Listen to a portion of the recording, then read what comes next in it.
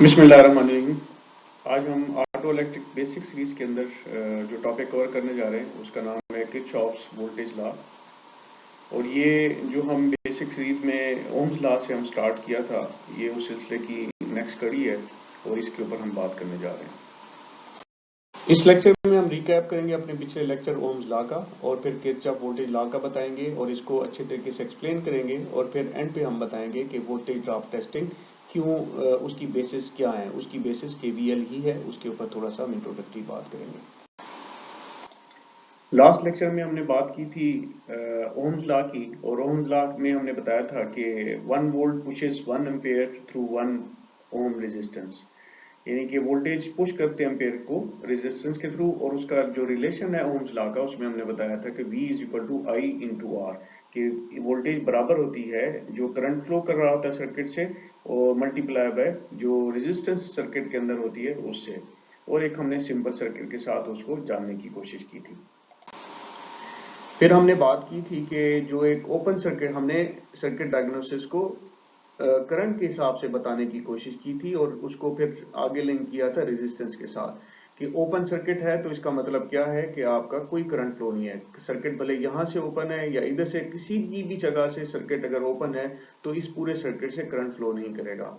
और short to ground को हमने कहा था कि शार्ट टू ग्राउंड ऐसे ही है जैसे बैटरी के दो टर्मिनल को आपने आपस में एक वायर के साथ जोड़ दिया हो जिसमें किसी किस्म की कोई रेजिस्टेंस नहीं है। तो वहां से हमने वाटर एनालॉजी की भी एग्जांपल ली थी और हमने कहा था कि बहुत ज्यादा करंट फ्लो होगा, इस हद तक होगा कि या तो बैटरी फट जाएगी या आपकी तार बंद हो जाएगी। फिर हमने बात की थी कि अगर हाई रेजिस्टेंस है, ये तीसरा जो प्रॉब्लम है वो ये है कि हाई रेजिस्टेंस है, तो उसमें क्या चीज होती है कि हाई रेजिस्टेंस जैसे इसमें अगर 100 रेजिस्टेंस है और इसके साथ इसको 1000 कर दिया जाए तो आपका करंट का फ्लो उतना ही कम हो जाएगा। और वाटर एनालॉजी से हमने एक्सप्लेन करने की पहले कोशिश की थी कि वाटर का पाइप जितना तंग करते जाएंगे उतनी रेजिस्टेंस बढ़ती जाएगी, और जितनी रेजिस्टेंस बढ़ती जाएगी पानी का फ्लो कम होता जाएगा। ये उसी तरह से करंट का फ्लो भी कम हो जाएगा।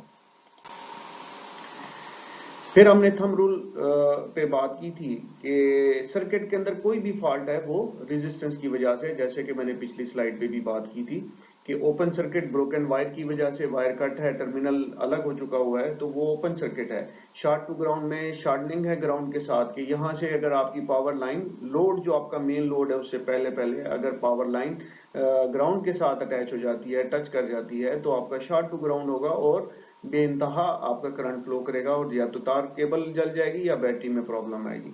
और अगर रेजिस्टेंस बढ़ जाती है इसकी किसी भी वजह से, किसी टर्मिनल के ऊपर करोजन आ जाती है, रस्ट आ जाता है, या जॉइंट जो है ना आपके इस टर्मिनल का ग्राउंड साइड के ऊपर या इस साइड के ऊपर उसमें कोई प्रॉब्लम आ जाती है, या इस साइड के ऊपर कोई जॉइंट टर्मिनल के ऊपर रस्ट आ जाती है या लूज हो जाता है, तो या आपकी वायर के स्ट्रैंड्स ब्रेक कर जाते हैं, तो क्या होगा, आपकी रेजिस्टेंस बढ़ जाएगी, और रेजिस्टेंस बढ़ जाएगी तो करंट कम फ्लो करेगा, जैसे कि हमने कहा।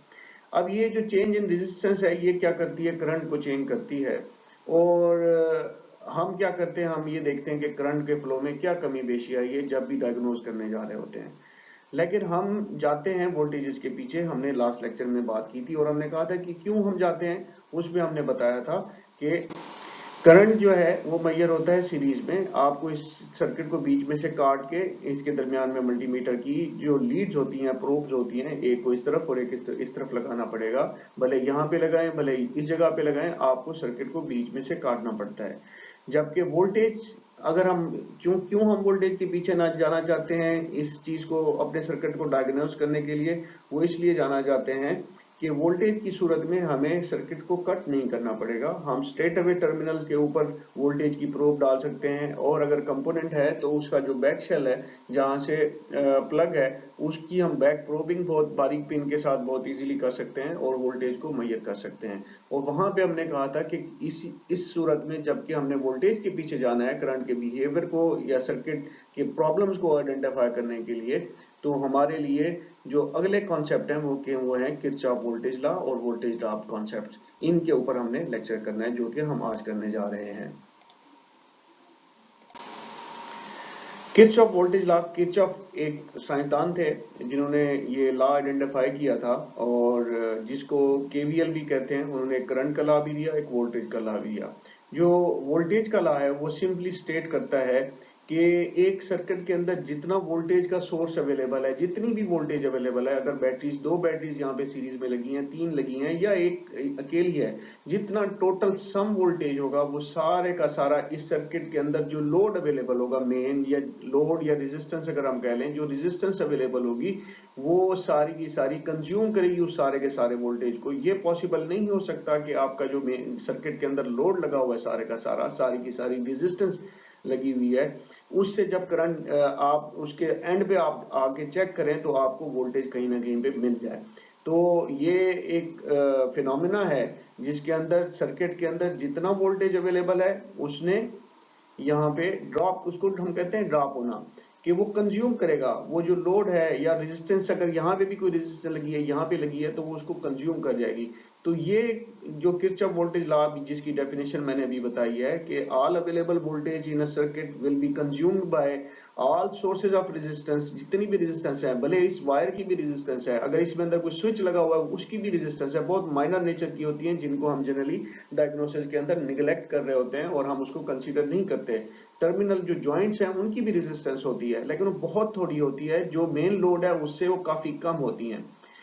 तो अगर यहाँ पे एक फैन लगा हुआ है और इसके साथ एक बल्ब सीरीज यहाँ पे लगा हुआ है इस सर्किट के अंदर, इस क्लोज लूप के अंदर, इस क्लोज सर्किट के अंदर जितने भी लोड लगे हुए हैं, वो लोड सारे का सारा वोल्टेज, वो सारे लोड इस सारे वोल्टेज को खा जाएंगे, कंज्यूम कर देंगे, इस्तेमाल कर लेंगे। अगर वहां पे सिर्फ एक ही लोड है, एक ही बल्ब है यहाँ पे इस पूरे सर्किट के अंदर, तो ये बल्ब, ये 12.5 वोल्ट की अगर बैटरी लगी हुई है तो ये 12.5 वोल्ट लाजमन इस्तेमाल करेगा।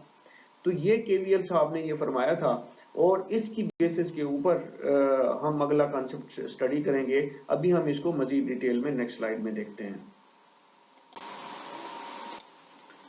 अब जैसा कि मैं कह रहा था कि जो वोल्टेज का सोर्स है इस सर्किट के अंदर, एक ही वोल्टेज का सोर्स है जिसके 12.5 वोल्ट हैं।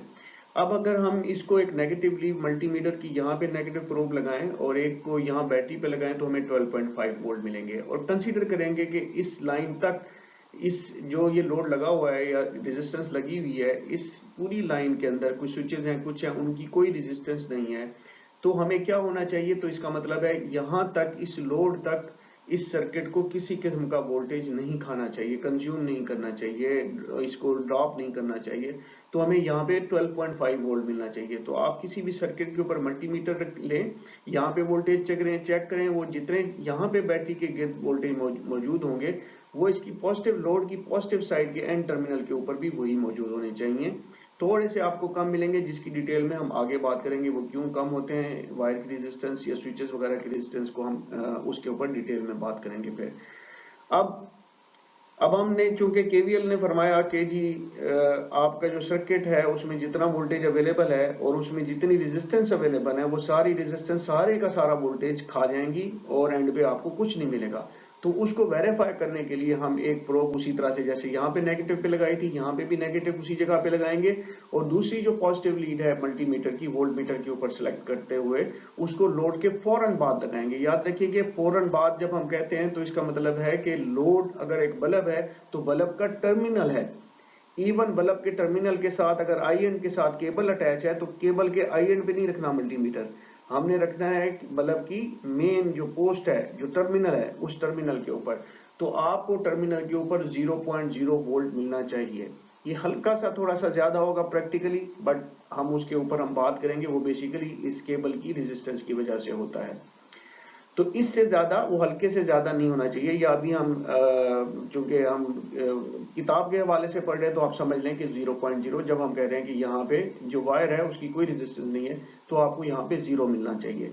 ये इस चीज का मतलब है कि सारे का सारा वोल्टेज इस रेजिस्टेंस ने कंज्यूम कर लिया है। जब उसने कंज्यूम कर लिया है तो पीछे यहाँ पे कुछ नहीं बचा, इस ग्राउंड के पास यहाँ पे आपको कुछ नहीं मिलेगा।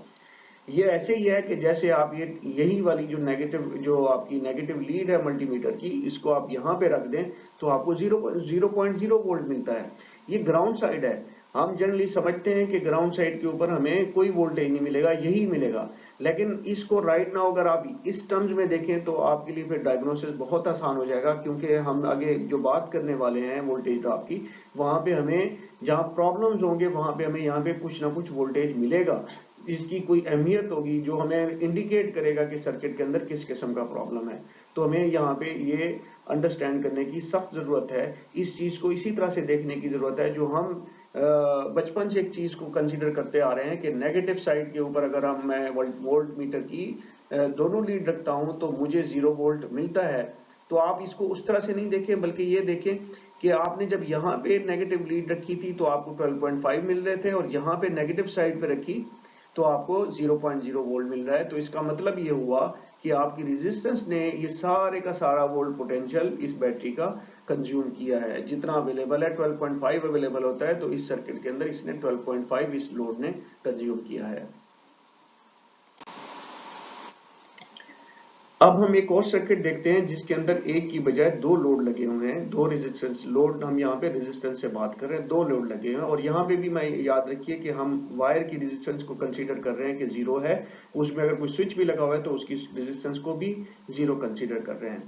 तो इस बैटरी में अगेन 12.5 वोल्ट की ये बैटरी है। तो जैसे कि उसने केवीएल ने कहा था कि all available voltage in circuit will be consumed by all sources of resistance in the circuit, के तमाम जो वोल्टेज अवेलेबल है इस सर्किट के अंदर, दो बैटरियां लगी हुई हैं, तीन लगी हुई हैं, उन सबका टोटल जो वोल्टेज है वो इन तमाम रेजिस्टेंस को जब हम सम करके करेंगे तो वो सारे का सारा वोल्टेज इन यहाँ पे दो हैं तो इन दोनों रेजिस्टेंस के दरमियान में कंज्यूम होगा, और एंड पे आपको किसी किस्म का वोल्टेज नहीं मिलना चाहिए। इसी चीज को देखने के लिए आप अपना वोल्ट मीटर नेगेटिव लीड आप बैटरी के नेगेटिव टर्मिनल पोस्ट के ऊपर लगाएं, और पॉजिटिव लीड आपके लोड जो पहला लोड है सर्किट के अंदर उधर लगाएं, तो आपको बैटरी के वही टोटल वोल्ट मिलेंगे जो सर्किट के अंदर टोटल 12.5 वोल्ट अवेलेबल है, वो वोल्ट मीटर पे भी वही शो होंगे। अब आप आके इस जगह पे फिर नेगेटिव टर्मिनल, आपकी नेगेटिव जो प्रोब है आपके वोल्ट मीटर की, वो बैटरी के नेगेटिव टर्मिनल के ऊपर है, और आपकी पॉजिटिव जो है ना वो दूसरे लोड के एंड के ऊपर टर्मिनल के ऊपर है। तो यहाँ आपको कोई वोल्ट नहीं मिलना चाहिए। क्यों?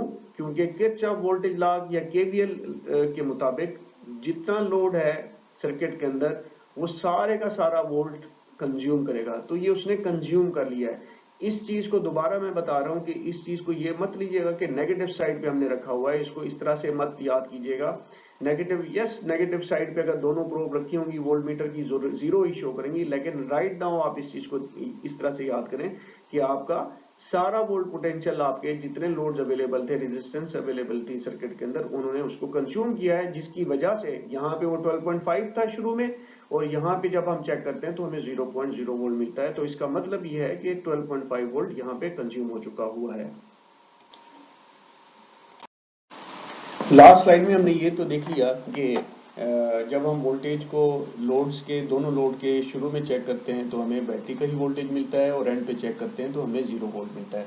अब अगर हम इसी वोल्टेज लॉ को, जो ये कहता है कि तमाम जो वोल्टेज अवेलेबल है सर्किट के अंदर, वो जितनी भी रेजिस्टेंस के सोर्सेज सर्किट के अंदर अवेलेबल होंगी वो कंज्यूम करेंगे। तो अगर हमने यहाँ पे इन दोनों के बीच में चेक करना है तो वो क्या होगा, वो इस तरह से है कि इस लॉ के मुताबिक जितना प्रोपोर्शन है पूरी सर्किट में, जितनी भी रेजिस्टेंस लगी हुई है उनका टोटल, हर रेजिस्टेंस का जितना प्रोपोर्शन, जितना हिस्सा होगा वो उतना ही खाएगी। अगर ये 100 ओम का है और ये भी 100 ओम का है तो ये दोनों का हिस्सा बराबर बराबर है, टोटल 200 है, हाफ ये ले रहा है, हाफ रेजिस्टेंस इसकी है, हाफ इसकी है। तो हाफ वोल्टेज बैटरी के ये खाएगा और हाफ ये खाएगा। तो अगर आप यहाँ पे 12.5 मिलते हैं तो आपको यहाँ पे 6.25 वोल्ट मिलेंगे, और अगर यहाँ पे इसके शुरू में 6.25 वोल्ट मिल रहे हैं तो यहाँ पे 0 वोल्ट मिलेगा। तो ये है कंप्लीट किरचॉफ वोल्टेज लॉ। तो इसी चीज को हम आगे जो नेक्स्ट लेक्चर करने वाले हैं जिसका नाम है वोल्टेज ड्रॉप टेस्टिंग, और यही किरचॉफ वोल्टेज लॉ वो बेसिस बनता है वोल्टेज ड्रॉप टेस्टिंग की। वोल्टेज ड्रॉप टेस्टिंग एक इंतहाई मुफीद कारआमद टेक्निक है सर्किट के जो फिजिकल फॉल्ट्स होते हैं उनको डायग्नोज करने के लिए। अब इसमें वोल्टेज ड्रॉप होता क्या है, वो ये होता है कि यहाँ पे 12.5 हमने लास्ट स्लाइड में देखा, और हमने कहा यहाँ पे 6.25 कि 6.25 इसने कंज्यूम किया है। इसी चीज को हम कहते हैं कि 6.25 इस रेजिस्टेंस ने ड्रॉप किया है, इस लोड ने ड्रॉप किया है, और यहाँ पे 6.25 है और यहाँ पे 0 है, तो 6.25 माइनस 0 6.25 अगेन, तो यहाँ पे भी 6.25 ड्रॉप हुआ है। आप वोल्ट मीटर को यहाँ पे और यहाँ पे रखेंगे तो आपको यहाँ पे 6.25 मिलेगा, यहाँ पे और यहाँ पे मिलेंगे तो यहाँ पे भी 6.25 मिलेगा। तो ये 6.25 यहाँ पे ड्रॉप हुआ है और ये 6.25 वोल्ट यहाँ पे ड्रॉप हुआ है। आई थैंक यू ऑल।